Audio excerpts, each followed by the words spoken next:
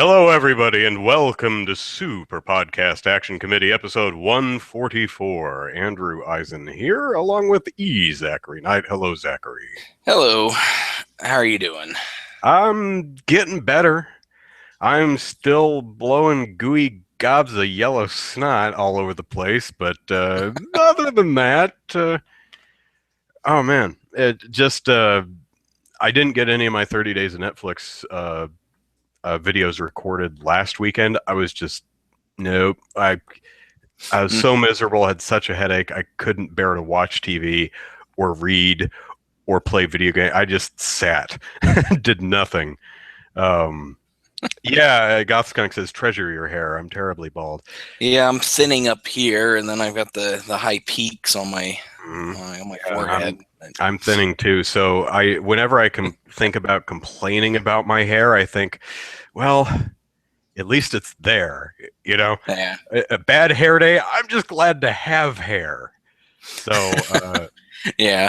Well, and my beard is starting to go gray right here. My wife was like, you're gonna have to start dyeing your beard soon. I was like, no, I'm gonna tell everybody that I'm Ra's al Ghul. There you go. In the Batman animated series, he had the black beard, but it was gray on the sides, along the edges of the chin. So yeah, so worth a shot. Earlier in the 30 Days of Netflix series, I was 5 to 7 days ahead. Now I'm only 2 days ahead, although I should be able to get another movie done tonight, and then hopefully 2 movies tomorrow, and then another 2 on Wednesday, and that gets me.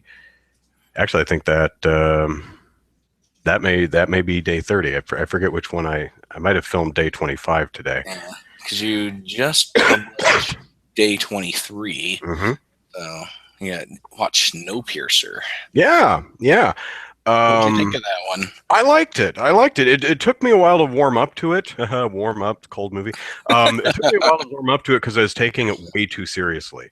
I didn't realize going in that the movie is really, really silly. And once you realize that, if you think about the film in the context of reality, it doesn't make a lick of sense. But very soon, they start charging from the ass end of the train to the head of the train. We're going to take over the train, and they reach a compartment, and it's full of guys in executioner masks with butcher knives, holding a fish. And I said, "Okay, this movie is silly.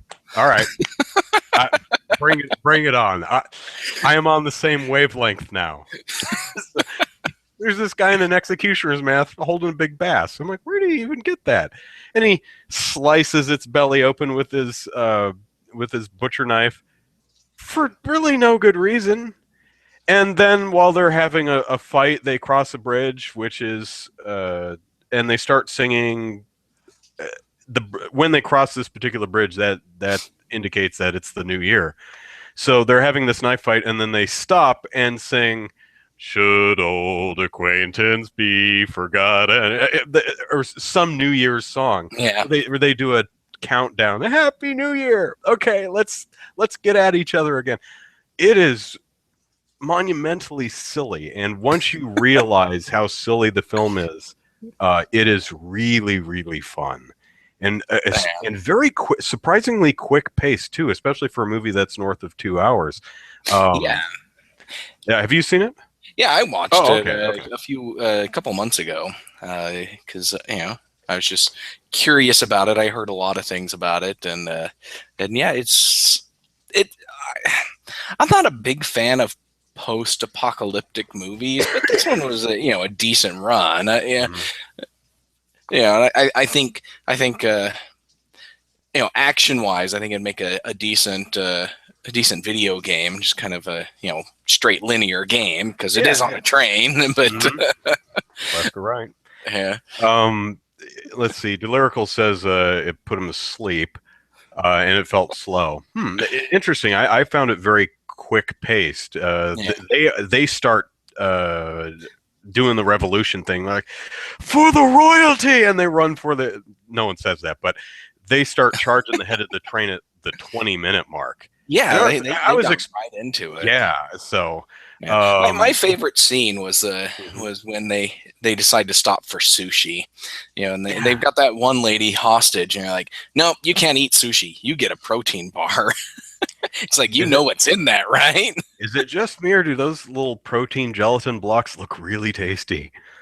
I don't know. They They looked really good to me. I'm like, I want one. they look like black Play-Doh, like with They look a kind of sleek, purple. glossy finish. Yeah, but I don't know. They Look didn't look like Jello appetizing at all. jigglers. Yeah. Black cherry Jello jigglers. Matthew says the movie got a stupid amount of praise. I would agree that the film is probably overhyped because it's a revelation. No, it's just a fun movie. Yeah. I mean, Well, I think if it changed your life, I'm glad to hear that. But from what I understand, the book was really good. The book that it's based on. Is it a comic or is it a novel? I think it's a novel. But yeah, from what I've heard, that the book is pretty good, and that's why people were hyped about it, because they liked the book.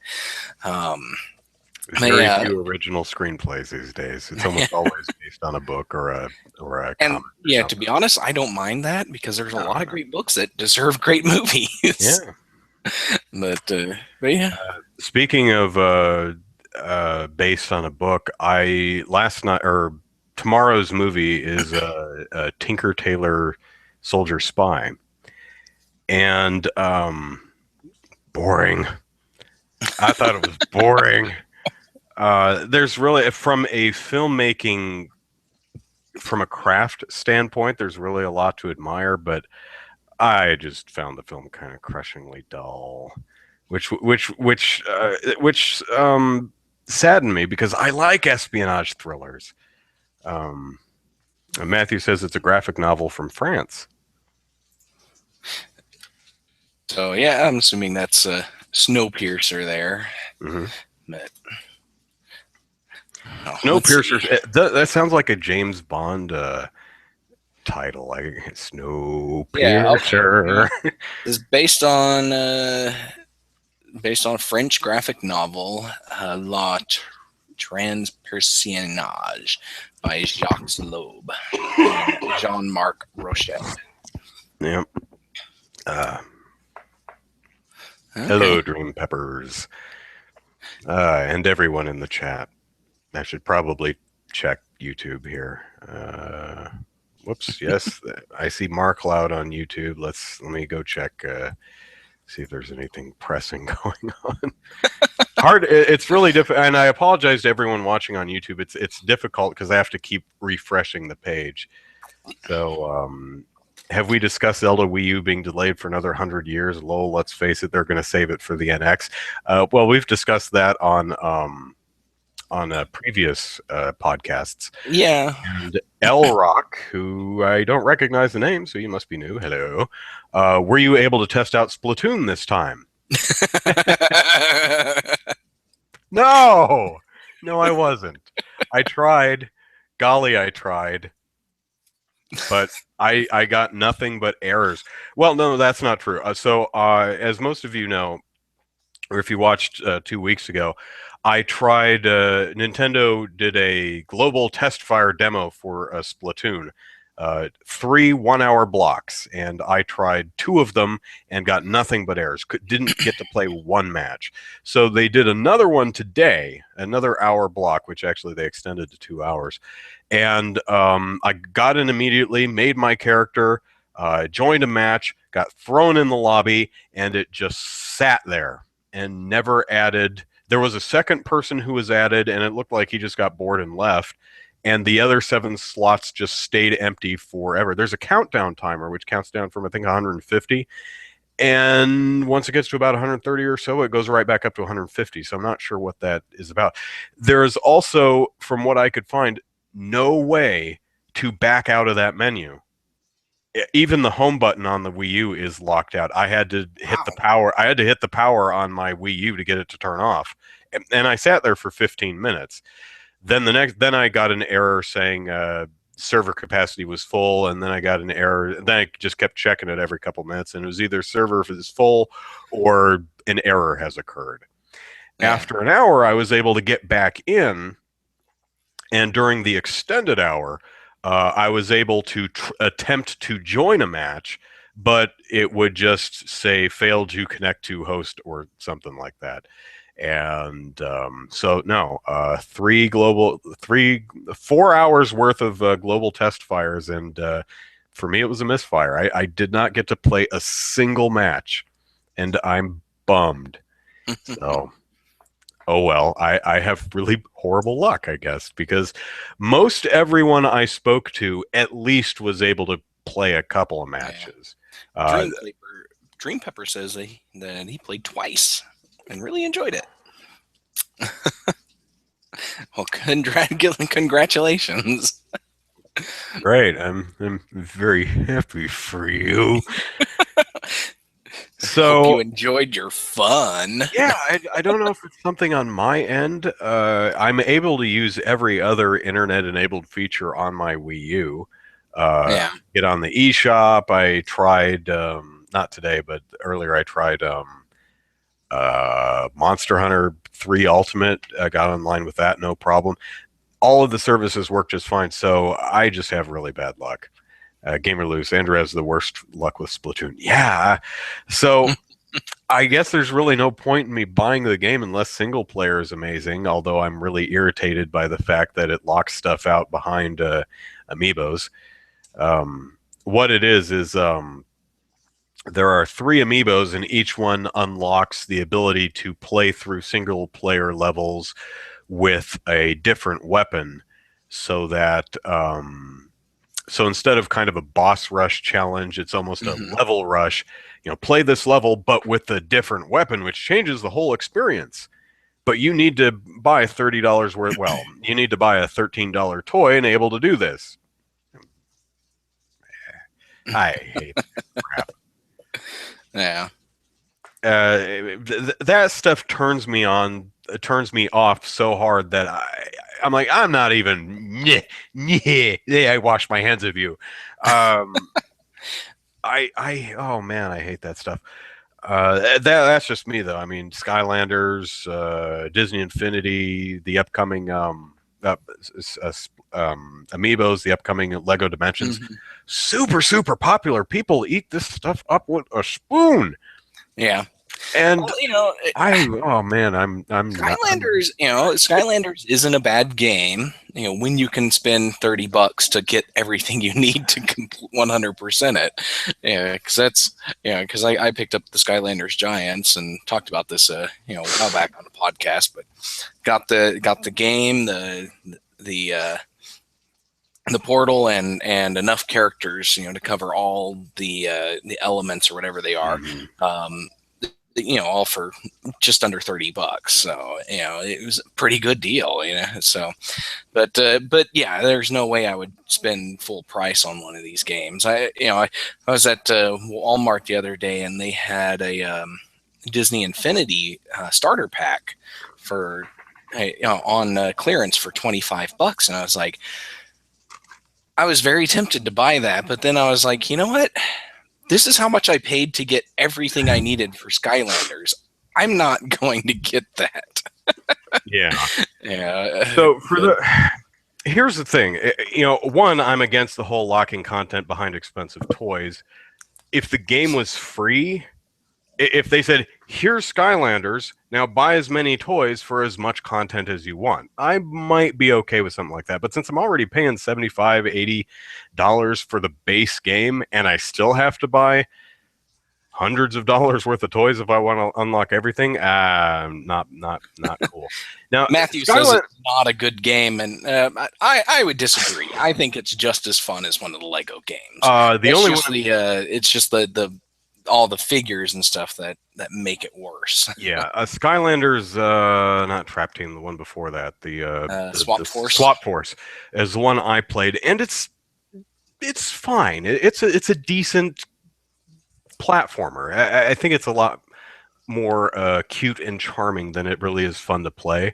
You can tell that I think Toys for Bob or whoever it is it really likes the franchise and puts a lot of work into it. It's not cold and cynical. It's alive and it has a lot of personality, which lends to it being an enjoyable play. However, when I'm playing a game like one of the Lego games and I want to switch characters, I hit a bumper on the side of the controller and it cycles through the characters. In Skylanders, whatever, you have your little figure sitting on the pedestal of power or portal of power. It sits on your floor. Every time you want to switch a character, you got to set the controller on your lap, reach down, grab the figure, put it on the floor, find the one you want, put it back on. It goes thwomp, wham. I don't want to do this every single time I want to switch a character. It's annoying to me. Maybe to kids it's magic. To me, it's annoying. Yeah. So, yeah, I'm not a fan. But, yeah. My kids like playing with just the figures, so you know what? The figures are pretty cool. I do like the design of the Skylanders. Some of them are really neat. I will give them that. Yeah. I think Disney Infinity, I admire that everything has a cohesive look, even across the different franchises. I just don't care for it. It's fine. Just I don't fancy it. Amiibos are neat, but to me, they're just really expensive DLC keys. Yeah. I look at what they unlock and I think, would I pay $13 to unlock that? Hell no.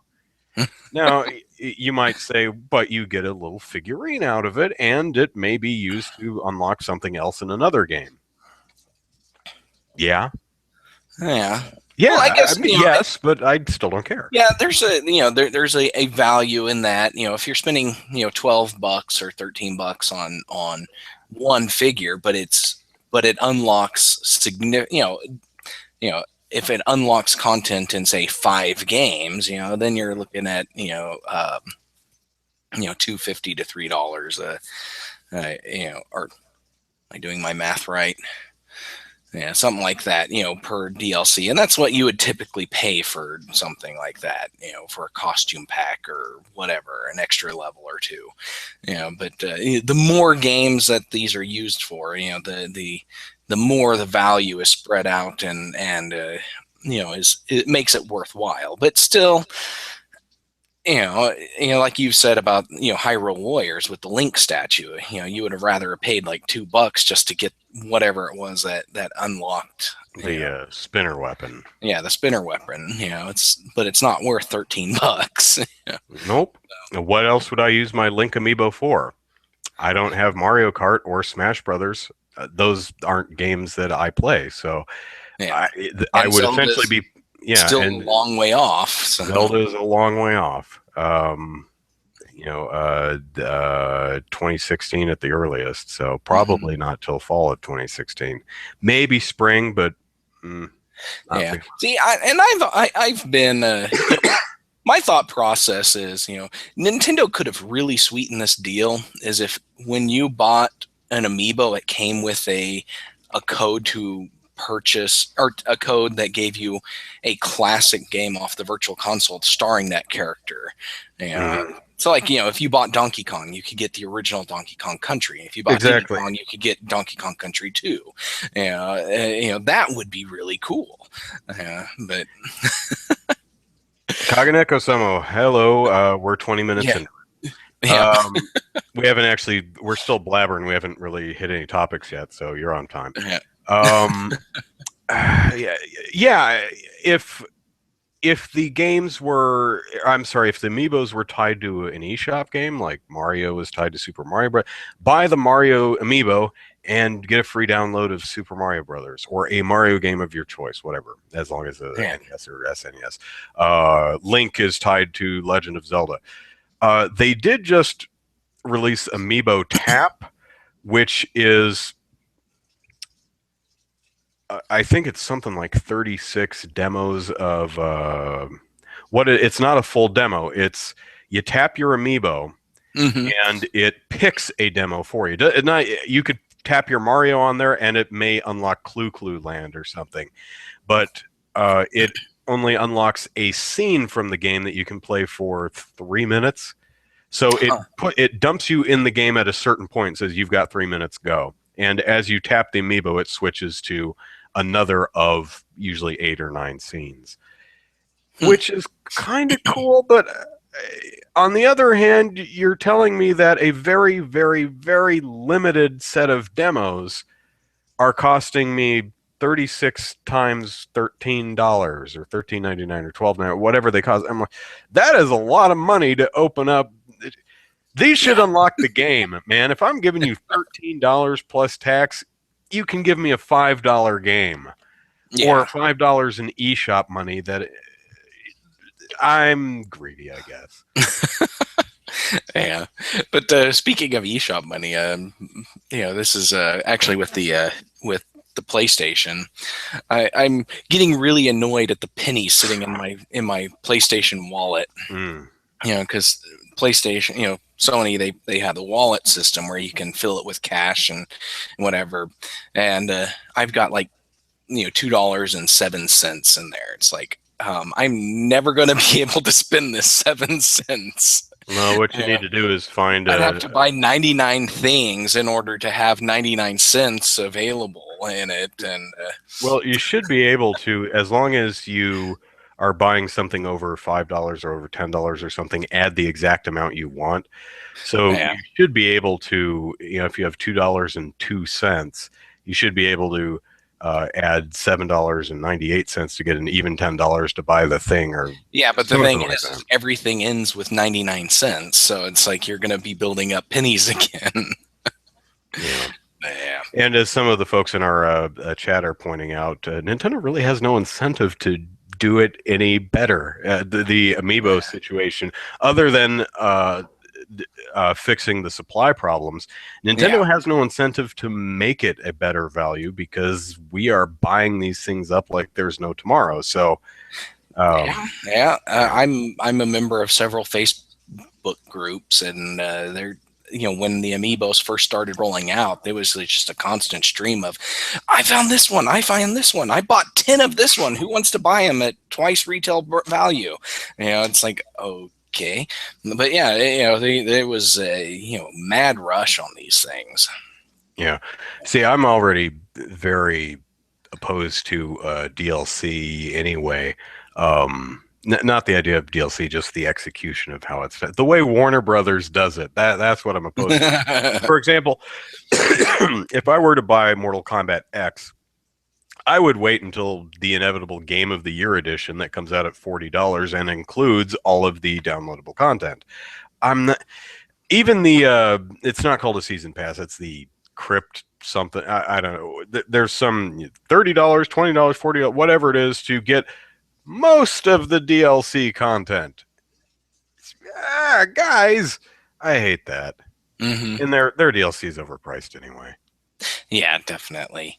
So, I'm back when Injustice came out, the DC fighting mhm. game. They were introducing tons of new characters after release, but it was all in DLC packs you had to buy. And it's like, and I went to, I was at Walmart the other day, and they had the Game of the Year edition with all of those characters. I was like, oh well, if I ever want to get around to buying this, I'll buy this so that I can be Lobo, who is the only character I really care to play. But Yeah. All right, so let us move to some topics. all right. We have no poll again this week because I can't create one. I've sent a message to our tech guy, but he is part time, so hopefully he'll get to that soon.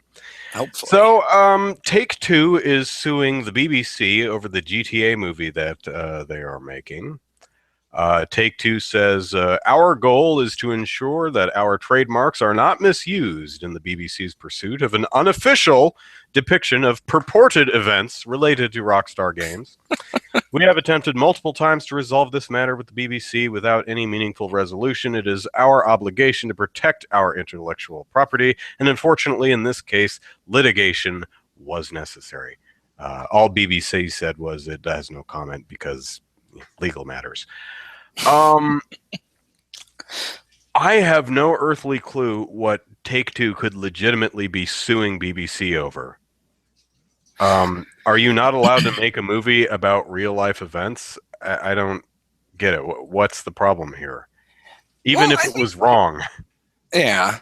Well, I think there's typically a licensing deal that would go into these things. If you're making a movie or a show or something about somebody's real life, yeah, somebody's real life, there would be some kind of licensing thing.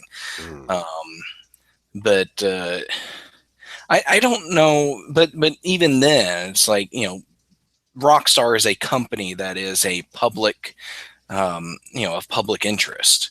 Yeah. It's not like they're making the story of John Smith on 32 Maple Street. They're making a movie about a large national, well-known public company.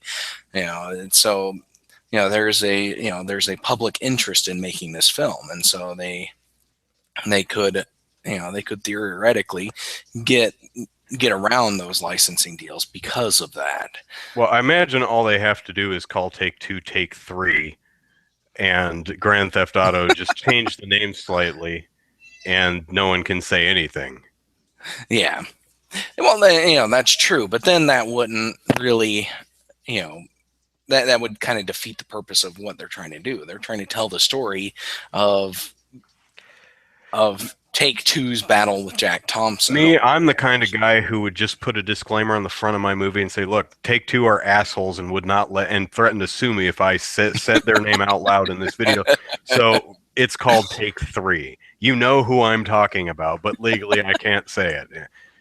Because it's like, really, guys, come on. And now, do you believe when they say we tried to work things out amicably and it just didn't work? BBC never. It sounds like they wanted a lot of money. That's what it sounds Probably. like. What do you think? That's most likely what it was. It's like, they wanted money off of this. Because other than that, I don't see anything there. I guess they could have asked for veto authority over any content in there that Creative they didn't control. like. Yeah, creative control. And BBC might not have been willing to give them very much at all. Mm-hmm. That could have been an issue too. But other than those two, I don't see why they would, what problems they would have. And as far as I'm concerned, neither one of those are of Rockstar's concern anyways. As long as the show is neutral, or neutral to good, in favor of Take Two, it's going to be a huge marketing boon for them. This is essentially a well-funded public, transmitted on public airwaves YouTube video about a company. And it's not like Take Two did anything to be ashamed of that it would want to sweep under the rug. Well, except Rockstar releasing a statement that threw modders under the bus for the whole hot coffee thing. That was dumb. That was dumb. Other than that, really, Jack Thompson and his ilk are the bad guys and the ones who are going to look foolish in any telling of this story. Well, he is played by Bill Paxton, so there's a very good chance that he will come across as a very likable character. Well, he is evil. That was the thing about Jack Thompson is, personally, if you got him at a lecture or at a conference, actually got him on stage talking to people face to face, the guy was a charmer. It was just when you put him behind a keyboard that he became a really obnoxious, horrible person. He just could not handle the internet, I guess. He could not figure out how to conduct himself properly. And even towards the end, the end of his public appearances and stuff, he started to kind of fall off the deep end when it came to interviews and things. Like I remember when he was on NPR, and I forget exactly when this was, but I was actually listening to the broadcast, and oh golly, Siegel, who I believe was the host, he he was asking Jack Thompson about a few things, and Jack was saying that he was working with the officers in some specific shooting Oh yeah. case, and there were and Siegel, he was like, okay, well, can you tell us about this? And it's like, Jack's like, nope, I can't. And and basically he just kept telling him no. Every time he was asked a question about it, he said, nope, I can't tell you anything. And then eventually Siegel got tired of it and said, well, then we're done here, and ended his part of the interview and continued with the other guests. And and that's that was basically Jack in a nutshell at that point. He liked to claim that he was working with people on various cases throughout the country, and really he probably called somebody and tried to offer his services, and they're like, well, we'll call you back, and they're like, he's like, yes, I'm working with these guys. Yeah, I mean, it's the same thing I do with my mom. I'm like, hi, Mom. Of course I'm dating. Yeah. No, you don't know her. She lives in Canada. Of course you've never seen her. She's a ninja. No one's seen her. I haven't seen her. Yeah. That's the pitfalls of dating a ninja. You never get to see her. Yeah. My favorite was back on. Pardon me. Hi, Vixen.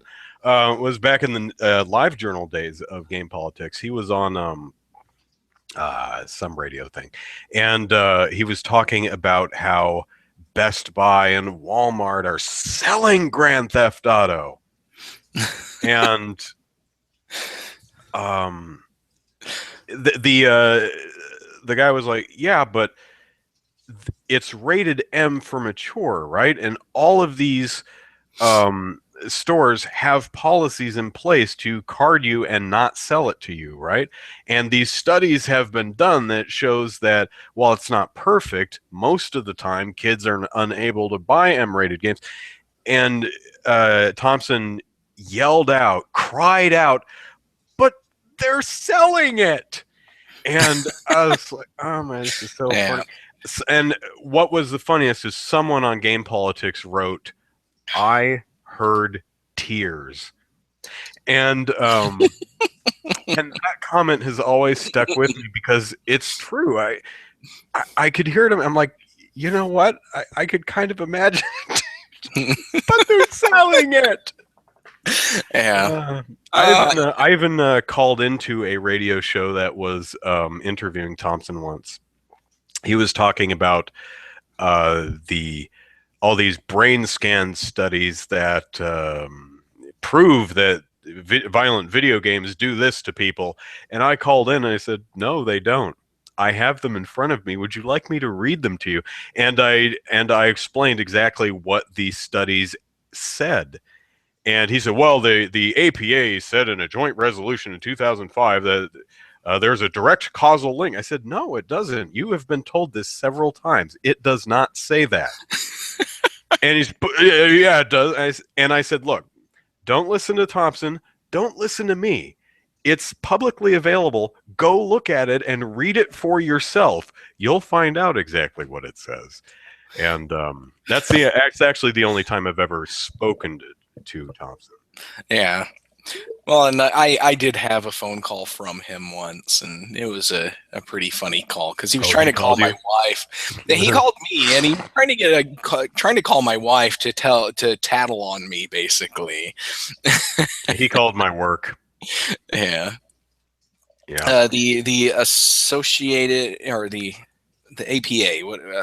American Psychological Association. Yes, there we go. Yeah. But they, for those of you who don't know, they did release a joint resolution back on video game violence back in 2005, but it said something along the lines of studies show that playing violent video games may increase aggressive behavior, something like that. There's a lot of qualifiers. Studies show that playing video games may increase aggressive behavior.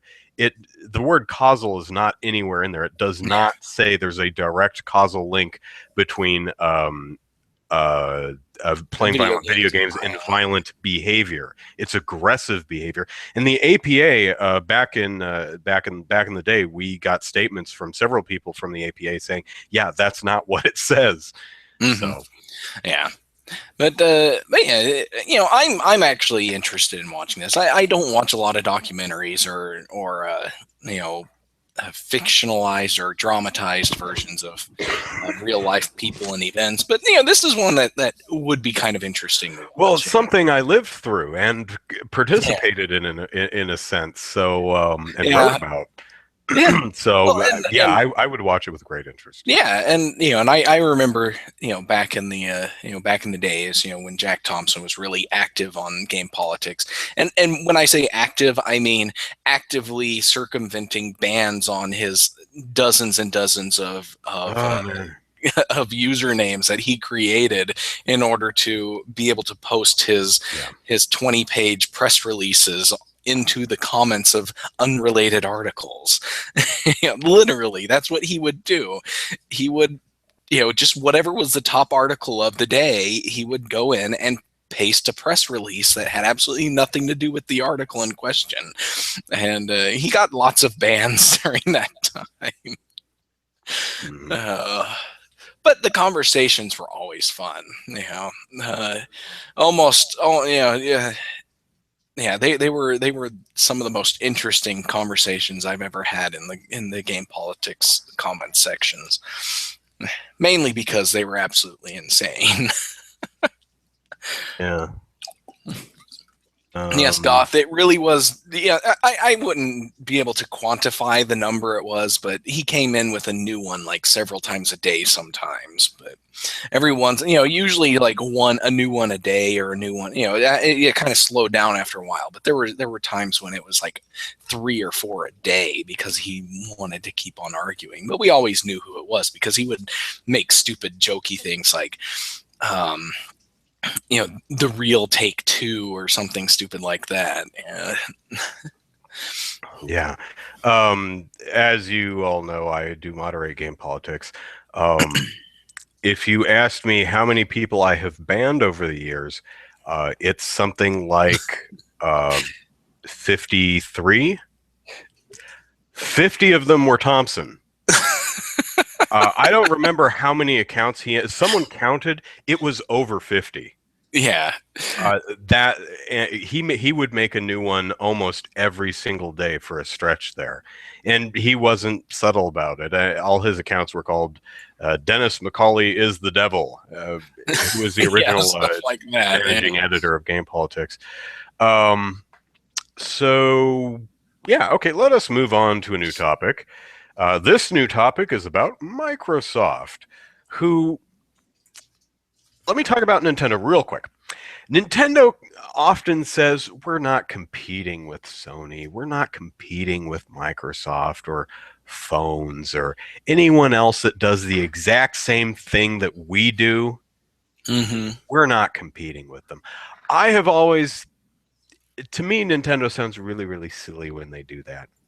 Well, Microsoft has done that. Microsoft is, it's saying it's not looking to directly compete with Steam. It has a digital store coming out for Windows 10 phones and devices and Xbox platforms.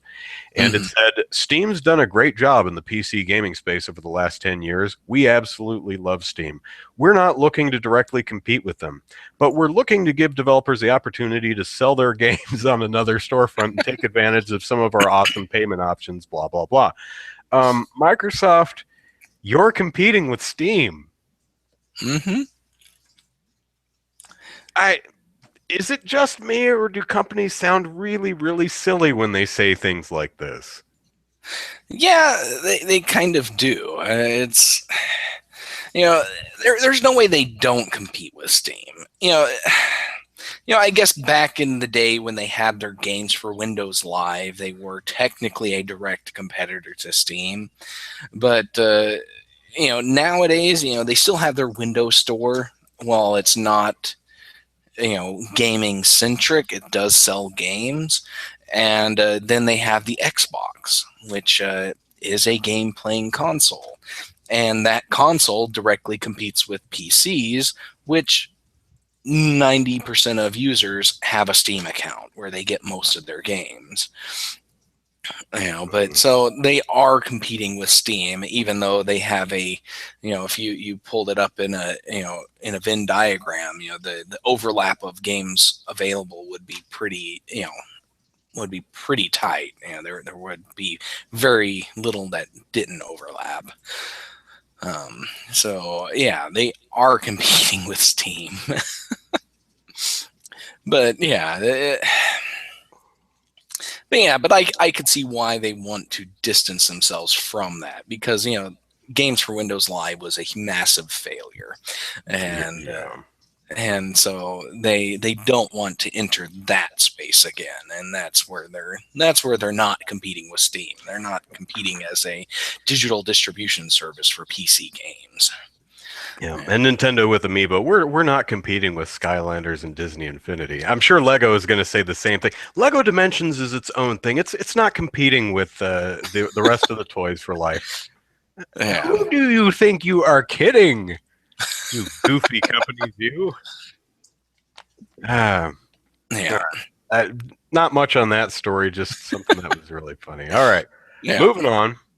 A story that was so epic it broke game politics. So you may have noticed that the shout box got moved to the very bottom of the page on Thursday or Friday. Yeah, that was kind of my fault. I'm unable to create new stories because I can't upload pictures. I get an error. I can't save a story unless there is a picture. So I was writing a story for the site, and I told James, I said, can you either create a dummy article for me so I can copy my text into it, or I'll just email it. He says, just email me the story and I'll post it. So I wrote it up in Word and I emailed it to him, and he just copy pasted it into the story editor, and all the formatting crap from Word got inherited into the story and broke the site. So when we write stories, I had to go in and Notepad or something. Yeah, and I had to go in and clean this up. And if you've ever copied HTML or like copied a Word document and put it into an HTML thing, you understand how terrible this is. I spent probably a good 30 days worth of time at one of my jobs. I worked there for like 5 years, so 30 days isn't too bad. But 30 days of that time dealing with WordPress copy issues because people were too stupid to not paste from Word. Well, I usually, if I do write in a text editor like Word, I normally copy it into a Notepad and then copy it into the text editor. Yeah. Or and the editor we have has a you nice can paste it into Source. Yeah. Yeah. It has a an option. Click the button, paste from Word, and it's supposed to strip out all of that Word crap from it.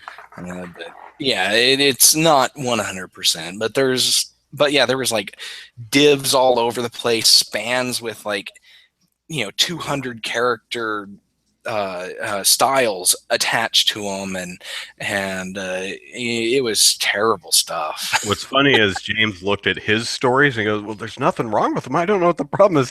He forgot to look at my story, which he posted. So yeah. So I guess it's both our fault. I should have emailed plain text, and James probably shouldn't have direct copied from the email, but oh well, that stuff happens. Oh well, yes. So anyway, the story I wrote was about some Diablo III gamers who have faced real life consequences for stealing other people's virtual crap. What happened was, as you may recall, Diablo 3 had that auction house a while back where you could sell in-game items for real monies. So two young men, got together and tricked people in downloading some type of remote access tool by disguising it as a link to a picture of some rare item. They're like, dude, I got this rare item, click this link to check it out. And people would click the link and they'd end up downloading the rat onto their computer, which would give one of these guys the ability to remote control their player character. So when this person who downloaded the remote access tool and had it installed on their computer would play Diablo 3, the other person would remote control them and make them drop all their loot on the ground. And then the other guy who was playing would walk over, pick up the stuff, and leave. I'm sorry, I don't mean to laugh. That's probably really damn irritating if you're playing the game. But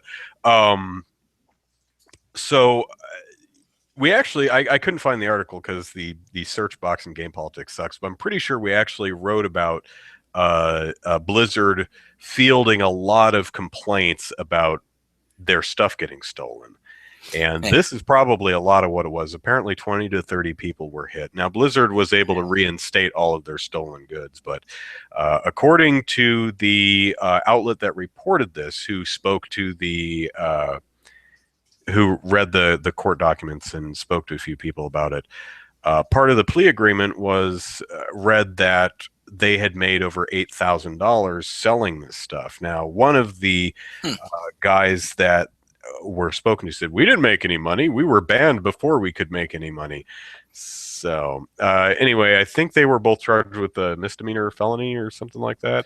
One has 3 years probation, one has 2 years probation, and they're both fined $5,000 or something along those lines that they have to pay back to Blizzard, because that's the amount of money that Blizzard spent looking into this. Yeah. So, and I look at the story and I'm like, at least these guys weren't didn't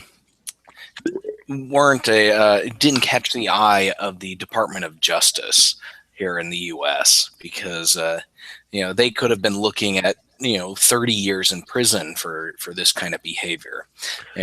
For anybody who doesn't know, Aaron Swartz, he went to MIT where he was allowed to be and connected to an internet connection that he was allowed to connect to, and then use that internet connection to access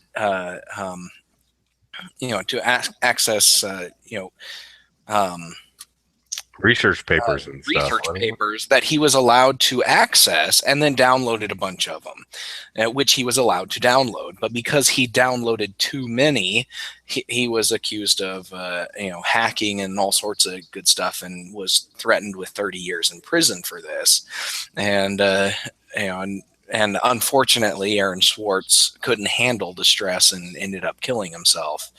But this is the type of behavior that these computer hacking laws are actually meant to tackle. You're meant to fight, and you see these guys, getting off with probation, while someone like Aaron Swartz was being threatened with 30 years in prison, just because Aaron Swartz was a political.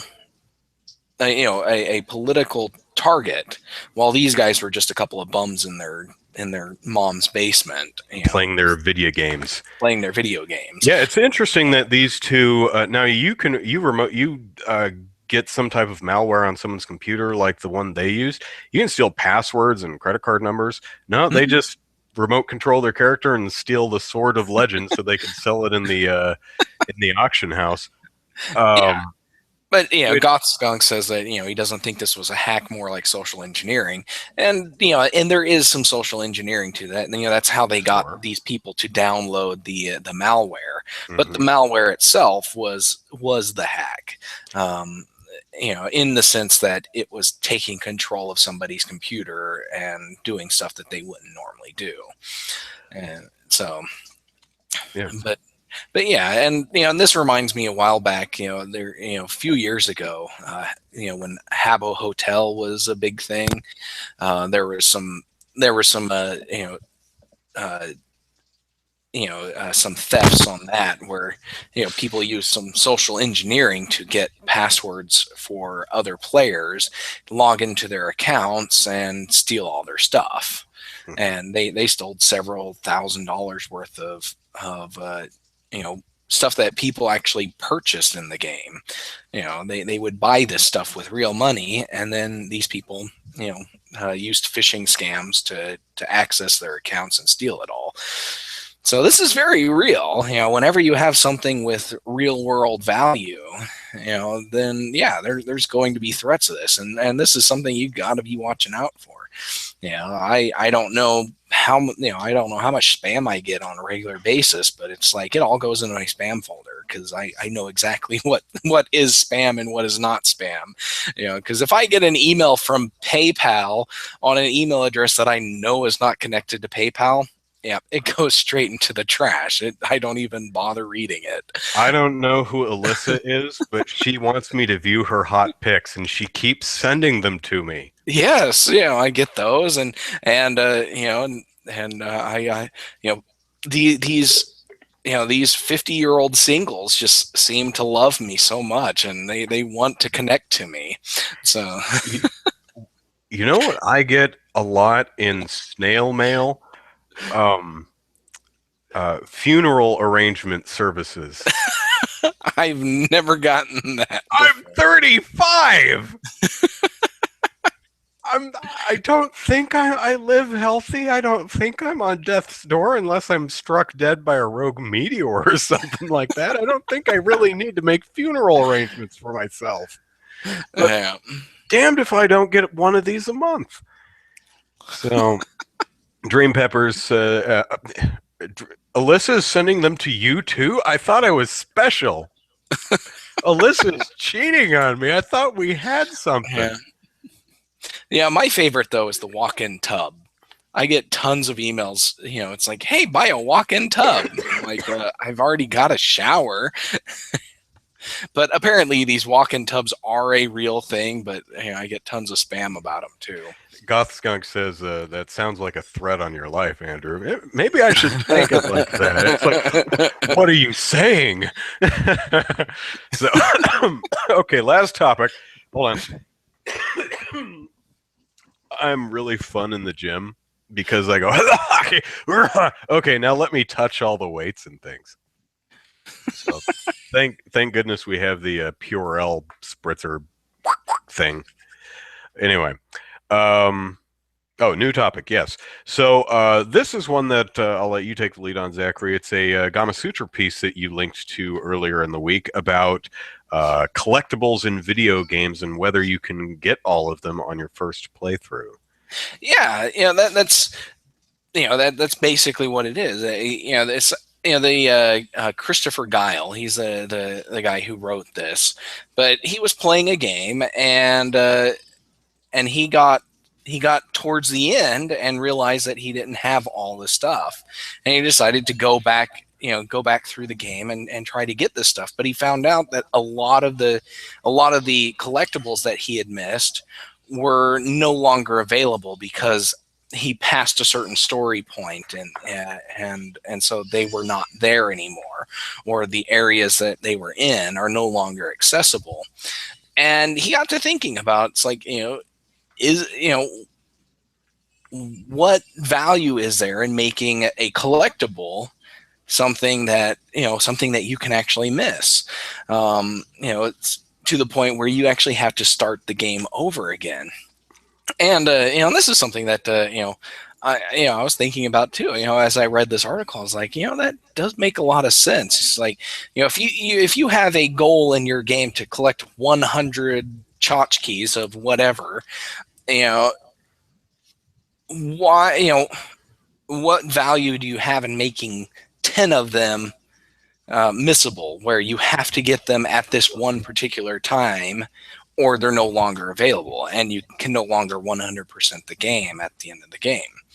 And so he asked the question, is this bad game design, or is this just a way to get of increasing replay value? And I posted this in the shout box, and we got a good sized conversation coming out of it. But it didn't flood the shout box like some of the other conversations we've had, but it's definitely something a lot of people have mentioned. As I look back at games that I've played, when you play Metroid, Super Metroid or whatever, you can collect everything in it, at really any time of the game once you have the proper abilities. You need to reach that point. Once you get the morph ball, you can get pretty much anything that requires you to use the morph ball, unless it also requires you to have the bombs as well.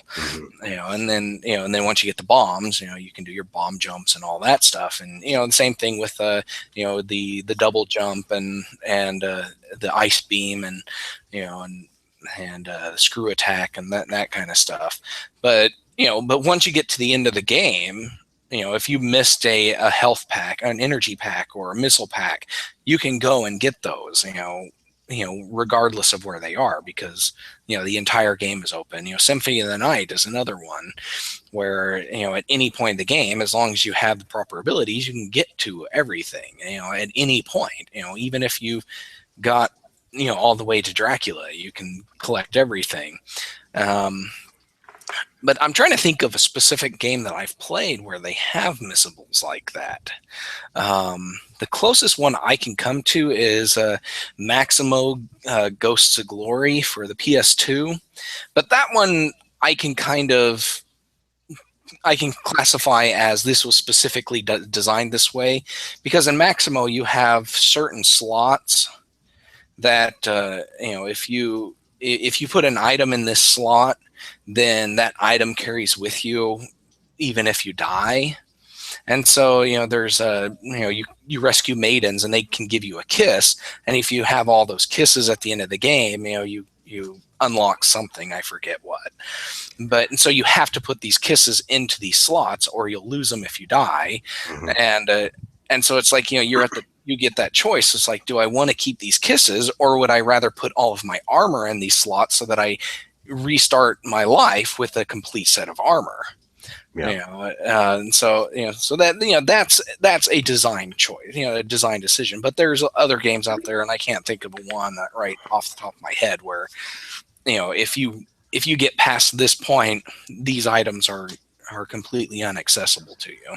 Well, the Professor Layton games has puzzles that you can miss, but if I'm remembering correctly, at least in the later games, if you progress too far in the story that an area gets locked out, the puzzles go into a specific puzzle room where a character, I collect lost puzzles.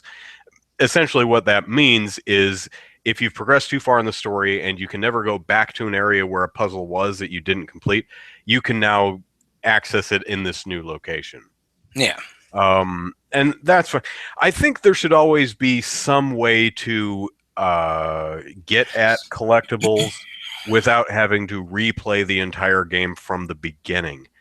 Now, again, this really does depend on the game, because some games have alternate paths. There's a point near the beginning of the game that says, will you choose the light side or the dark side? And you go through one path, which means that everything on the other path is you miss until you play the game again and go through the other path. That's fine, because that game is designed to be played twice. Yeah, that's something, somebody, I forget who in the shout box was mentioning this. You've got these non-linear games, these sandbox games. And if the game is designed in such a way that, you can only access certain side quests or whatever at certain times, that's totally different. See, so if you get a reward for doing that, going on that side quest when you want to, or when you actually have the chance, you get that reward. Like Neverwinter Nights, that's a game that I've played, and that one has, you can play, there's certain times where it's like you can either do this side quest or this side quest, but you can't do both because they're by people that have conflicting interests or whatever. And so, so if you do one, the other one is no longer available, and you can't get that reward. Baten Kaitos it's an RPG. It's on the GameCube. It's great. I recommend it. There are a few cards in that game that are permanently missable, and you are not going to know until you miss them. You won't realize it unless you read a strategy guide or And that I don't like. Yeah, Final Fantasy 9 or Final Fantasy 8 and 9, where they had the card games in there. There were cards that were missable. So if you didn't get these cards at this specific time in the game, you can no longer get them, and you can't complete your card collection. That happens, and that is really annoying. But but sometimes it's just because that city got blown up. Right. It's like, how are you going to get something from a city that was blown up? Yeah, I think Matthew mentioned the town you can choose to nuke in Fallout 3. Well, you nuked it. Although I think it's pretty clear because you decide. It's not like you reach a cutscene and suddenly explosion. You choose to nuke the town. You know what you're doing, so you are kind of aware. I think as long as a game makes you reasonably aware that this is the point of no return, and hopefully it's integrated better in the game than a message flashing across the screen saying, warning, if you go any further, you're not going to be able to go back and collect stuff. But as long as you have some type of warning or notification that there's still stuff to collect, this is your last chance to go get them before moving on. I think that's fair because there are very few games I'm going to replay to just to get one. That could be fair, but I think what this particular article was actually getting at was like, say that the game you're playing measures your percentage of completion. Once you reach the end of the game, or even once you reach the end of a level. Say and you get to the end of the game and you beat the game and you've got 68% complete. But it won't let you go back through and complete the other, 32% of the game, without restarting the entire thing. That's, to me, that's bad level design. You should at least be able to load your last save before the boss fight and pick up the things you missed, or there should be a New Game Plus post game thing where you can just run around where you have access to the entire game world. Now, in some games that can be difficult, especially if it's a linear game like Limbo, for example. That is again, it's also a 2-hour game, but it's a game where you start at point A and you walk all the way to the end of the game. If you missed something, I don't think there is any collectibles in that game. But anyway, if you missed something here, how do you go back for it other than either walking all the way from the back of the game and going backwards through the game, which wouldn't really work. So, I think it just depends. Giving people a level select option.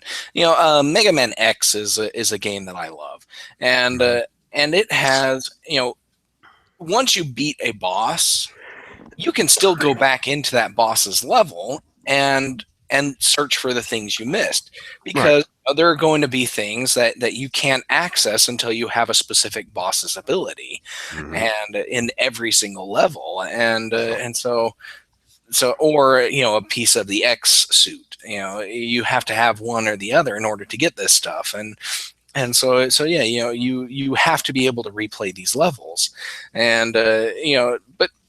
And so I think if you're going to do that, if you're going to have collectibles in a game that specifically want your players to get, you should give them the ability to get those things at any point after they've walked past it. Because I personally think it's bad design. I think even a warning as small as go into the start menu and tell me how many of whatever doohickeys exist in this area, because then I know to collect it. For example, Vixen is saying that there's eggs in Limbo. I don't remember, but say there are. If I pause the game, it should say 1 of 2 eggs found, and I say, oh well, I better look for that other egg before leaving this area. I would say that's fair enough, because it gives me the opportunity to find everything before moving on. Yeah, but and that works. So that could be a good thing. But you got to make sure that you get the player to look at that information on a regular basis, because if they're not, if you don't condition the player within the first level to check those stats before completing the level, they're never going to do it, and they're going to miss a lot of stuff. Yeah. So you got to make sure that they're conditioned to look for that information. Also, I don't recall Limbo being broken up into levels. I recall just one continuous experience. I mean, there are definite areas, but yeah, but but I think I think there are ways to get around this, and there are reasons to do this. But if the only reason you have to replay a game is because you didn't collect all 100 tchotchkes, then that's just poor design on the game designer's point. Well, I think if you're playtesting and the player finishes the game and says, "What? I have to start from the beginning to get 100%?" You probably might want to rethink the design a little bit. Yeah, exactly. Yeah, because there's a difference between getting to the end and realizing, oh, there's some stuff I missed. I'm going to do this again. If the gameplay experience is that good, that's fine. But if they don't want to replay the game, they just want to go back and get the stuff that they missed, I think you should let them. I don't think there should be any reason not to let them do that. Yeah, if possible, depending on the design of the game, you should have free run of the world once you're done with it. It's interesting. I'm trying to remember if in Wind Waker, Legend of Zelda Wind Waker, some of the photographs are permanently missable because you can take pictures of bosses. And there's no way to unless I'm forgetting something, there's no way to re-challenge bosses except by playing through the game again. So if you forget to take a picture of something, although you should know that you need to take a picture of these guys, although you may not have a camera at the first boss, maybe, I don't remember. I don't remember. One of the things that the process of changing the pictures into figurines was just so obnoxious. I said, okay, screw this. I hate it. I've never enjoyed, cameras in games. When I played Metroid Prime, I scanned maybe half the monsters in the game, just because I really didn't care. I did it, for a little while to begin. I think, I did a lot. I scanned a lot of the lore because I enjoyed the lore, but the monsters themselves just weren't all that interesting to me. In Wind Waker, I don't think I've ever used the camera once, other than when I first got it. When you had to do the practice with it.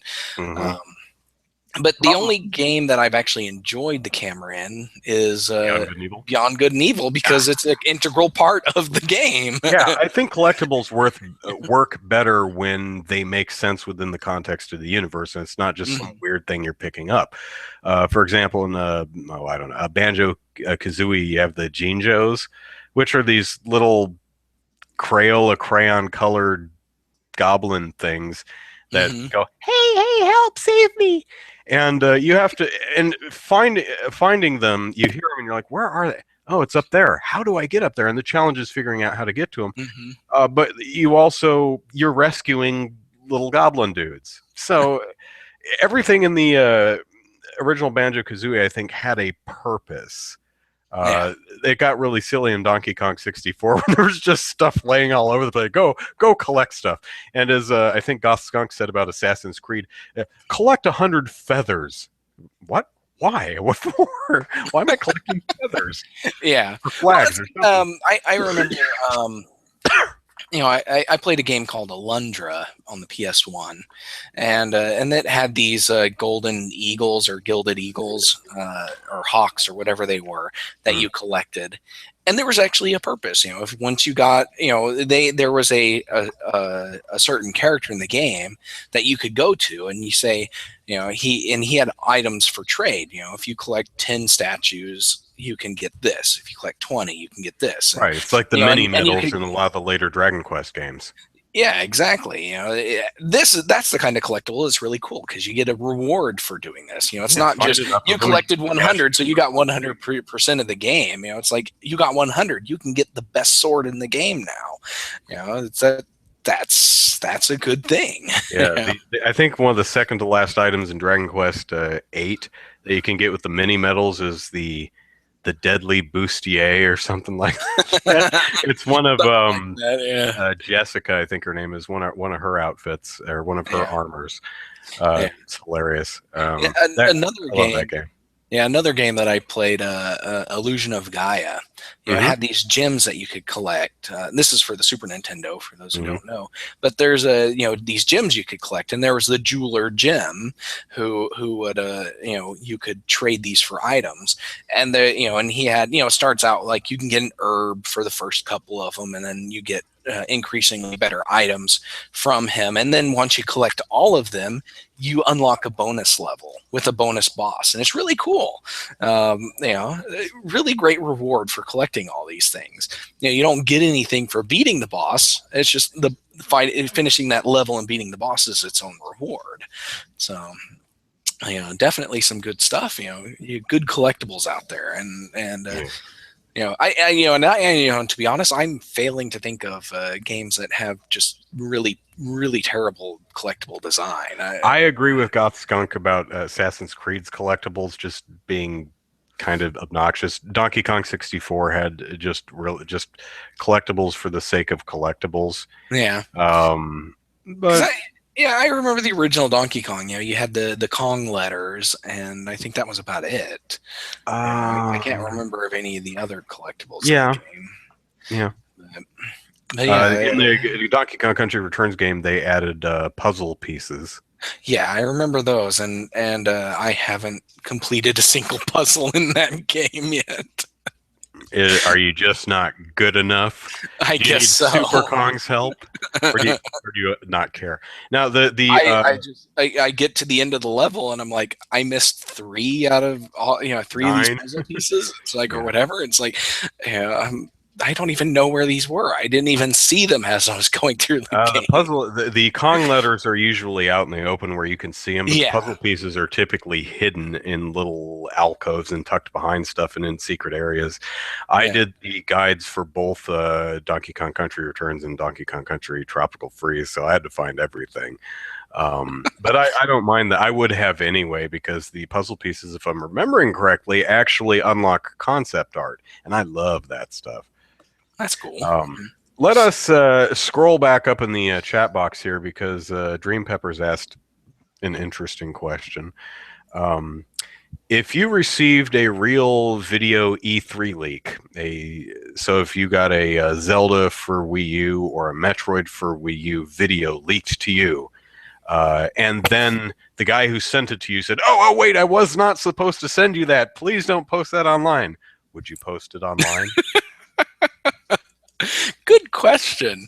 And this is actually kind of funny because yesterday I read an article on IO9 where one of the writers actually watched the Supergirl pilot. And yeah, he watched it because it got leaked, and he downloaded the torrent and watched it. Mm-hmm. And then I did the same. And the show is pretty good. I think it's a good show, and I'm looking forward to the entire season.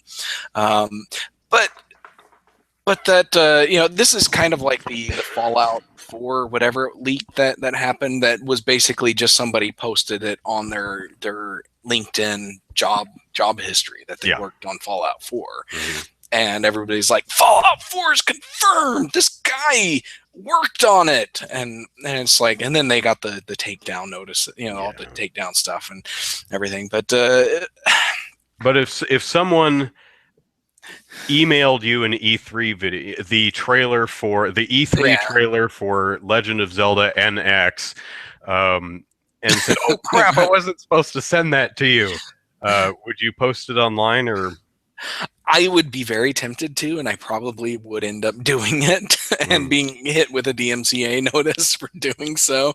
But I think there's probably a good defense, fair use defense for posting it, because it's kind of like it's mine now. Yeah, exactly. I didn't sign an NDA. Exactly, and that's what it is. It's like, NDAs are only enforceable as long as neither party has made public the information covered by the NDA. But once that information has been made public, the NDA is null and void anyways. The person who leaked the content or whoever broke the NDA, they're still liable for that. They can still get in trouble. But anybody that's reporting on that information should be in the clear. And so as long if you write an article up about this leaked video and you post the video, you should be in the clear. You should be protected by fair use because it is newsworthy information. But so I would probably do it. Unless I just didn't really care about whatever game it was. Yeah. But a Zelda or a Metroid game or whatever, I would probably leak it because I'm a fan of those franchises. Me, I would not, but I would definitely watch it. Yeah. And I would definitely talk about it unless it was a humongous surprise, like a friend. I don't know whether I talked about, hey, Shigeru Miyamoto accidentally sent me a demo of a a video of Legend of Zelda. It's like you could actually play Zelda in this game. If the video confirmed that, would that be something you would talk about? Like if the game had an entire Zelda mission. Now, what if you knew that the person who sent you the email would lose his job if you posted it? Probably depends. Depends on if I like the person. Yeah. Do I like this person? Do I care if they lose their job? No. If they're sending me something like that, even if it's on accident, then they're probably somebody that I know personally and would hate for them to lose their job, because I don't think people would just randomly send me stuff like that. Matthew is asking me, I'm a reporter, why would you not post it? I'm not really a reporter, but because, I mean, if we're talking about it's not what I do. I write for Game Politics. This is not something we would talk about. Also, I'm just not inclined to do it. I can understand that mistakes happen, and it may be more beneficial for me in the long run to say, okay, I won't. I'll keep this under wraps. Yeah. Well, maybe I might try to barter an exclusive or something like that, but it's cool. I don't see really any value for me to leak it. We're all going to see it in like 3 weeks anyway. Yeah, and going back why to spoil the surprise? Yeah, and going back to the Supergirl pilot leaking, the article I read did not link to the torrent. They didn't link to anywhere that you could find the torrent, and they didn't spoil anything from it. They only, when they talked about specific content, they only referenced stuff that was already revealed in the trailer that CBS made public, and so they talked about it. They gave their first impressions, spoiler-free impressions of it, and that was the end of it. And I could see still doing that with anything that you're given. We know that Supergirl is coming out this fall, so the fact that Supergirl is coming out this fall is not a surprise. We're not spoiling anything. Saying that, I saw a leaked copy of the Supergirl show. Here's what I thought. That I'm fine with. But if the whole thing, if we knew nothing about Supergirl, didn't even know it was coming, and then suddenly I had the pilot, I might keep that under wraps until CBS or whoever announced it, just because I'd hate to spoil this. Although for E3, it would lose the surprise. We'd be watching Nintendo's Direct digital event and be like, well, here's the Zelda trailer that we all saw 3 weeks ago. Woo. It would make it less fun, and I'm all about the fun. Dream Peppers is joking about having, or maybe not joking about, having video evidence that the next game from Retro is a new Donkey Kong Country, this time with Kremlins as the villains. I would be really disappointed if Retro's next game is another Donkey Kong game, and I love those games. Mm-hmm. I really would like to see Retro do something original. Retro definitely could do something original. They're a great studio. They've done a lot of good stuff. But yeah, there's a lot of circumstances and that you Yeah. would take into consideration, and I'm the type of person that would definitely write about it. I did say that I would probably post the video if I got it, but I might not, depending on specific circumstances. Oh, I might definitely I brag that I know something you don't know, but yeah, but I don't know. I like spoilers. I so read how was spoilers all Supergirl? the time. Supergirl it's a really good show. I think it's on par with The Flash in Okay. its execution of it, and they really do a great job getting her into superheroics within the first half hour of the show. Mhm. Because when you look at the trailer spends the trailer's 6 minutes long and spends like 3.5, almost 4 minutes of her office job, Mhm. and then the last 2.5 minutes as a superhero. Totally not the case in the show. So not really representative of the pilot as a whole. Yeah, not as a whole. But everything that's in the trailer is in the pilot. There's no content from any later episodes in it. But they don't in the trailer, they don't show the villain. I'm not gonna spoil the villain, but he was a very well executed villain. Not executed as in breaking his neck executed, but executed as in well done and created for a pilot villain. But yeah, they really got her into superheroics pretty quickly, and I really enjoyed the show. And I'm looking forward to watching the entire season this fall. Matthew, that is the best spelling of opera I have ever seen. APRHA. I love it. Interesting. Zachary, I asked you this A before soap we started, opera. but Matthew really wants to know what you think of AMD blaming NVIDIA for something. Other than the 2 times you've asked about it, I have absolutely no idea what you're talking about. Yeah, I think you mentioned it in the shout box the other day, but I don't recall follow. If you posted a link, I don't think I followed it because I was busy with something. So I really don't know anything. I don't remember but I reading do it. know that AMD and Nvidia are constantly sniping at each other. So it wouldn't surprise me at all if one's blaming the other for something. And I'm gonna guess is it about Witcher 3? Is Nvidia blaming AMD for screwing up? Well, it's their fault that Geralt's beard doesn't render right on our card or something like that. I have absolutely no idea. Goth Skunk rumor that Heroes is being rebooted. That's not a rumor. That's well confirmed. That's happening. Yeah. It's Heroes Reborn, I think, is what it's called. Heroes Reborn. They've got HRG, horn-rimmed glasses, is what everybody calls them. They've got him returning. A few other cast members returning. I'm trying to remember the specific ones. None of the Petrelli family's coming back. Hero's not coming back. What HIRO?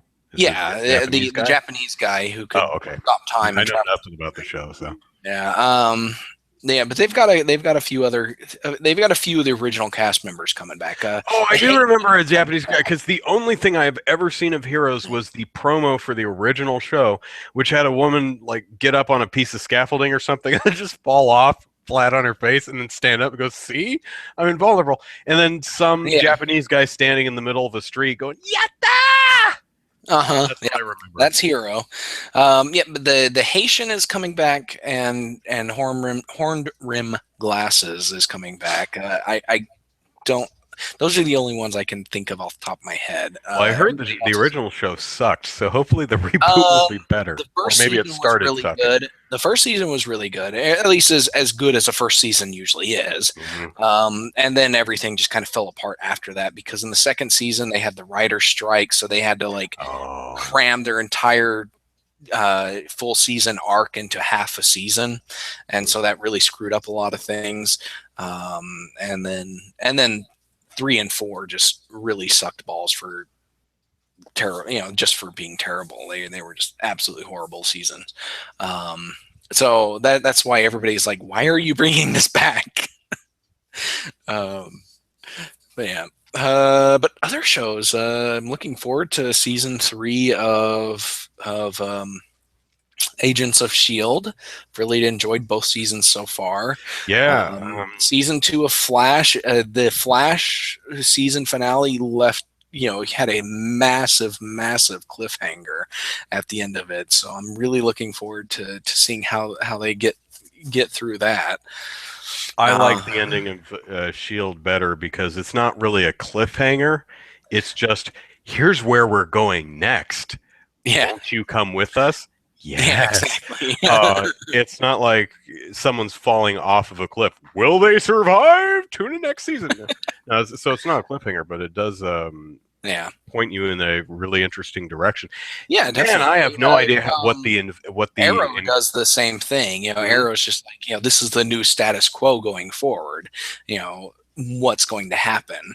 The Flash is the only superhero show that I've seen this year that has that actual cliffhanger at the end of it. And I think that's justifiable for. I haven't seen any of Flash, but knowing the Flash, I'm going to guess, does he get lost in time somewhere? Is that not the cliffhanger? quite. Not quite. Okay. But yeah, Supergirl I'm looking forward to. I'm on the last episode of season 5 of The Walking Dead, so I'm really curious to see what comes up next year.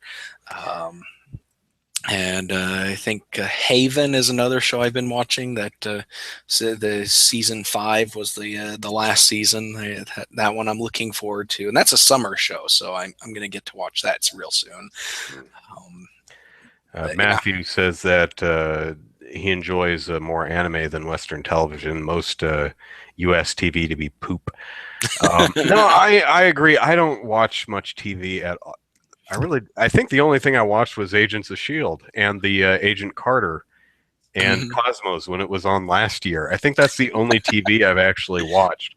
And I've been trying some anime. I just haven't found anything that's hooked me yet. Yeah, I'm not a big fan of anime. I do watch cartoons, like Western cartoons. The only one I really care about right now is Ninja Turtles, the Nickelodeon show. I've been watching Avengers Assemble and Hulk Agents of Smash, but I only watch those just out of curiosity and nothing else to do. I don't actually watch them because they are terrible shows. Man, I tried watching Agents of Smash and it just made me groan. It made me do the surprisingly, they have gotten a little better. Okay. But I would put Agents of Smash above Avengers Assemble in likability, but they're so low on the totem pole of likable Marvel cartoons that it's just not worth it. Well, the voice directors know that know what they've gotten. Fred Tascator, whatever his name is, the guy who's voiced Hulk on about 6 different shows now. Yeah. He's essentially the Kevin Conroy of Hulk. Yeah. Everyone wants Kevin Conroy for Batman. Everyone wants Fred Tatasciore for Hulk. I don't know if you watch The Simpsons, but there's been rumors going around that one of the key voice actors, Harry Shearer, he's going to be leaving. He does Ned Flanders, Mr. Burns, Dr. Hibbert, and a bunch of other high-profile characters on The Simpsons. And I'm just trying to figure out how they will move forward if he actually leaves the show. So. Tatasciore? Wow. Okay. I've never heard his name pronounced. I've just seen his name in the credits. So, so Fred, I'm sure you're a big fan of this podcast. I'm sorry I got your name wrong. Yeah, but yes, Earth Mightiest Heroes was definitely the better cartoon show. So was Spider-Man, the '90s animated series. That one was really good, way better than Ultimate Spider-Man. Even Spectacular Spider-Man is better than Ultimate Spider-Man. Yeah. And that's a shame that Spectacular Spider-Man, that one lasted like a season and a half. Well, I'm You know? excited to see where Marvel goes with the rest of its Netflix shows. Oh yes, yes. Daredevil was awesome, and I'm totally looking forward to Alias Jessica Jones. Mm. That's the next one coming out, and I believe Luke Cage and Iron Fist are going to have their own series Mm-hmm. before they do Heroes for Hire with both And of I've them. I've seen a lot of stuff online about a Punisher Netflix series. So Yeah, there's rumors going around that I've they're seen getting ready nothing to do some. official, but I see a Yeah. lot of people talking about it. So Yeah, I think the rumor actually was that they're going to do a Punisher movie, but everybody's like, no, they should do a Punisher TV show and do it Netflix style and tie it in with the rest of the well, Defenders. I think the problem is if you do a movie, it has to be R-rated, and I think even Marvel might be a bit skittish still about doing an R-rated movie, but they seem to be totally fine with an R-rated entertainment on Netflix.